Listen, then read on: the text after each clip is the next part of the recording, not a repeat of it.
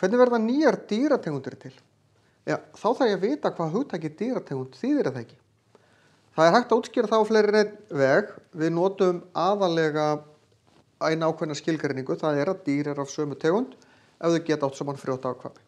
Ég eru til dæmi að dýr geta átt saman afkvæmi sem ekki frjó, en ég ætla ekki út í það hér. Þessi skilgreining virkar mjög vel fyrir dýr sem eru lifandi í dag. Það er að segja ef þau stunda kynæxlun. Því að hvað með dýr sem að stunda ekki kynæxlun? Bara skipta sér. Þá hjálpar æxlunin okkur ekki neitt. Hvað með dýrategundir sem eru útdauðar? Við erum ekkert að fylgjast með hver getur æxlað saman og hver ekki. Þannig að þetta er flókið. En við skulum vinna út frá hinni skilgreiningunni. Tegundir breytast. Þær gera það vegna þess að þær eru að laga sig að umhverfinu. Það gera þær með náttúruvali, aðlögun og fleiri aðferðum sem ég ætla ekki að fara út í smáatriðum hér. En ef að umhverfið breytist, þá er líklegt að tegundirnar breytist. Því að ef að umhverfið breytist, þá annarkvort verða stökkbreytingar sem gera það verkum að einhverjir einstaklingar eru betur lagaðar umhverfinu en aðrir og lifa af og fjölga sér heldur en aðrir. Ef það gerist ekki, umhverfið breytist of hratt, þá deyr tegundin bara út. Eða deyr út á því svæði að minnsta kosti.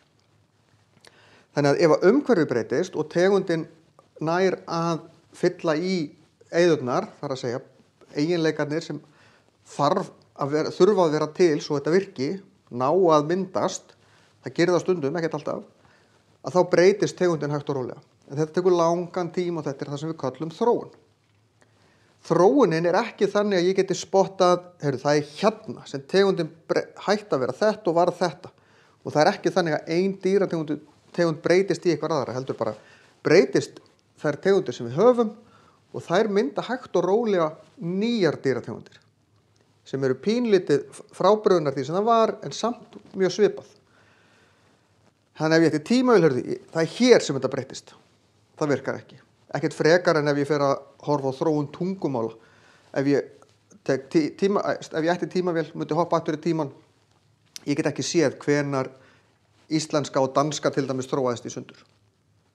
Ég get séð að það er á einhverju tímabili það sem verður meiri breytingar en annars staðar, en ég get ekki sagt, það er þessi gæi sem byrjaði að tala dönsku.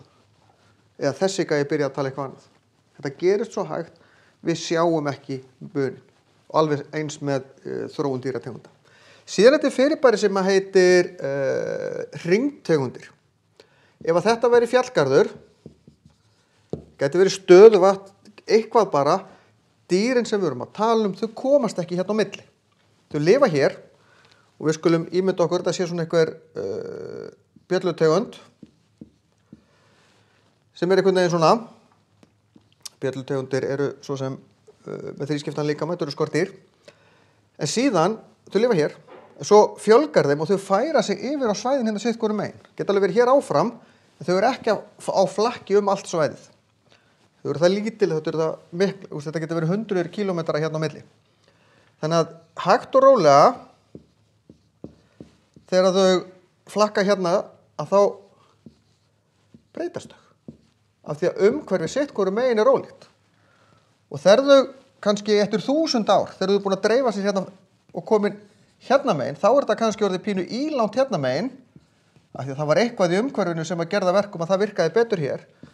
En þetta er ennþá, eða getur verið meira svona styttara hérna megin. Og þegar þau eru komin hérna megin, þá er þetta sama tegund. Stundum og stundum ekki. En þetta getur verið orðið það ólíkt, en þetta er ekki lengur sama tegundin. Bæði útlitið orðið töluvert ólíkt, og þessi grundvallaratriðum að saman, þá er svona smáatriðin breytast, litur getur breyst og ýmislegt fleira. En það gerist náttúrulega ekki nema viðkomandi stökkbreytingar eigi sér stað. Að það er ekkert víst að þau geti æxlast og átt saman frjóafkvæmi þegar þau mætast hinum megin, en þetta eins og ég sagði, þetta tekur þúsundir, jafnvel milljónir ára að gerast. Þetta gerist ekki 1 og 3, en þetta getur tekið stuttan tíma, sérstaklega hjá dýrategundum sem að fjölga sér hratt. Það er stutt bil á milli kynslóða. Þannig að þetta köllum við hringtegundir, því að þetta fer svona hring og er orðið sitt hvort tegundin þegar kemur á endan hérna. Það eru til mörg dæmi um þetta. Eitt þekktasta dæmið er eðlutegund í Andesfjöllunum sem þið getið í raun bara flett upp á netinu. Þannig að nú er ég búin að nefna fleiri en eitt dæmi um hvernig nýjar dýrategundir geta orðið til.